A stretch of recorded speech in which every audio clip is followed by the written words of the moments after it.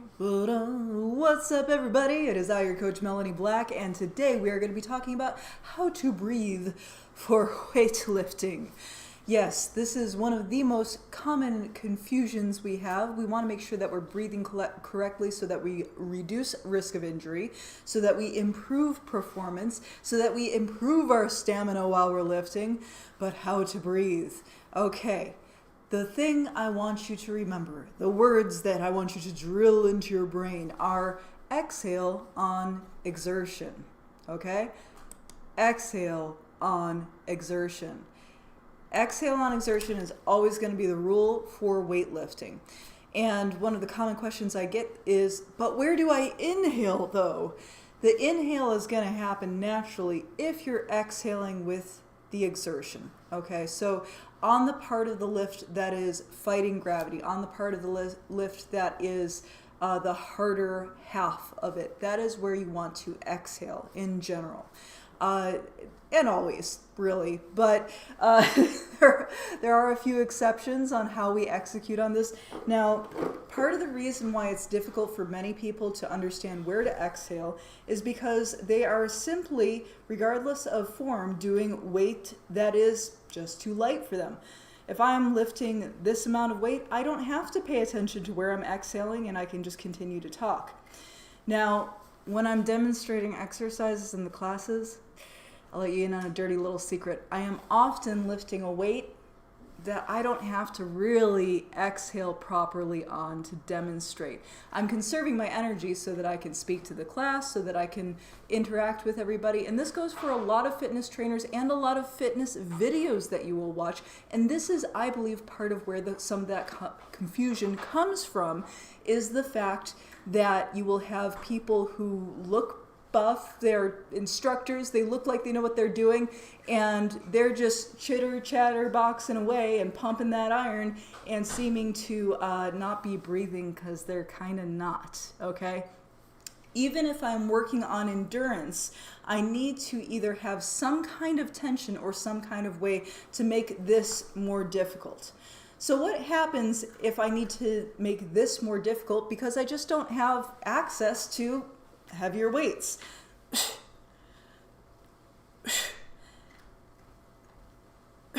When you're lifting something heavier, the exhale comes naturally.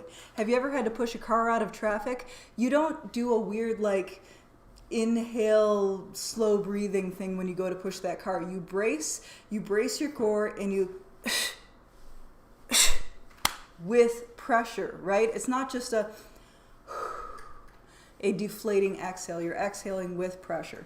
So what happens if you don't have access to heavy weight, but you still want to get the benefits of heavier weight? Because after all, the benefits are not going to really be there if you're just going through the motions, are they? Sure, you're going to get some neurological development in the first 6 to 8 weeks of your training, if that's where you're at. But what do you do if this is just not giving you the feedback you need to breathe correctly? So if you're not getting the feedback from your weight to breathe correctly, chances are the core, the root of the problem isn't your breathing. It is the fact that you are lifting with not enough effort, okay? And effort is the main word here, because we can lift with more effort even if we don't have access to heavier weight. One of my favorite ways to do this is with a good old soup can. So cans, I like the wide cans for this one, wider grip versus narrow grip. But I also do have a big hand. So with this, what we can do is we can crush the grip. So it's not about the size of the soup can. It's not about the weight of the soup can. It is about crushing the grip like you're trying to crush that can in your hand. And as you're doing that,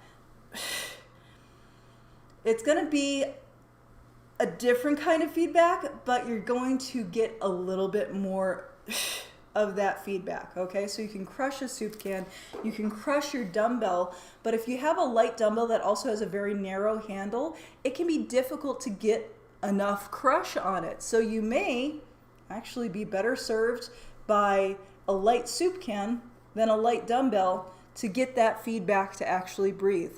Exhaling on exertion.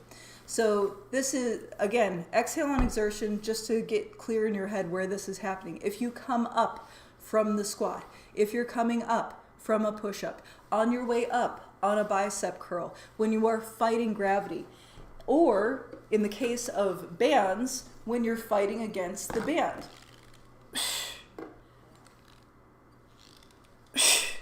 Okay? So it's not just simply a deflating exhale, you're exhaling with some pressure. So that's super important. And the inhale is going to happen just naturally on the way back. You don't really have to think about the inhale if you're exhaling properly. Another handy tool, if you're feeling like you're not getting enough feedback from your weights, and you're just too bougie for soup cans, these are great to have in any case. So just a plain old pair of grippers. They do sell these in different strengths. The Captain of Crush grippers, these are not my Captains of Crush grippers. These are just like a little Walmart set. But they do have grippers that are in different hefts, so that you can gradually work your way up. You don't want to dive right into the heavy ones. Those are like competition level grippers. But these are great if you don't have weights or if you're traveling a lot.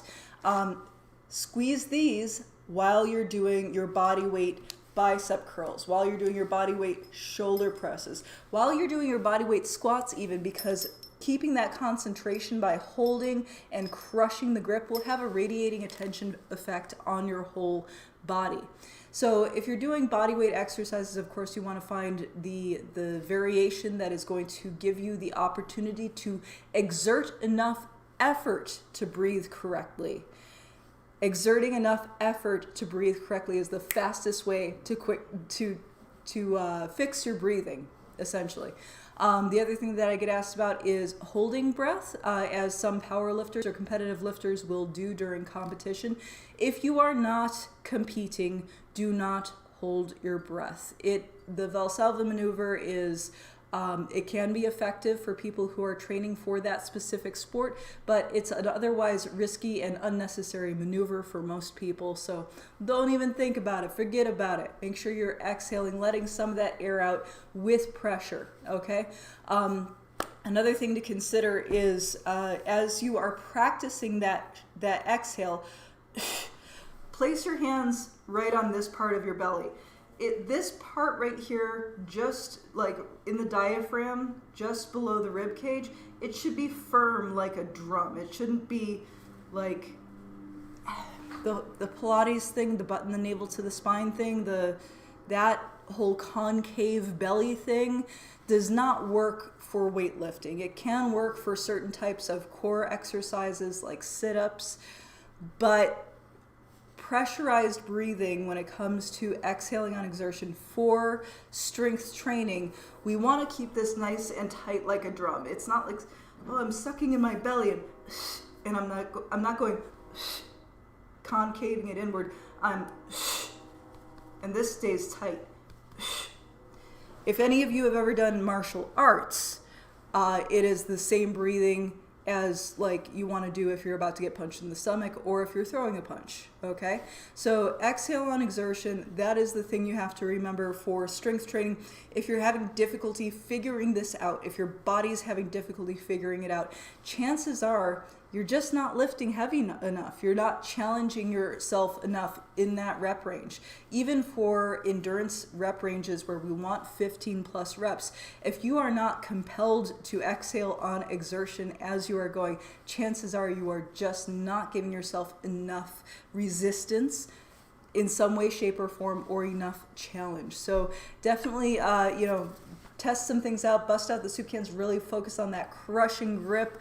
If you do have heavier weights available, use them, please. Most people are stronger than they give themselves credit for, and I'm willing to bet that includes you. All right, I will see you next time. Have a wonderful evening, and happy Saturday, everybody. Bye.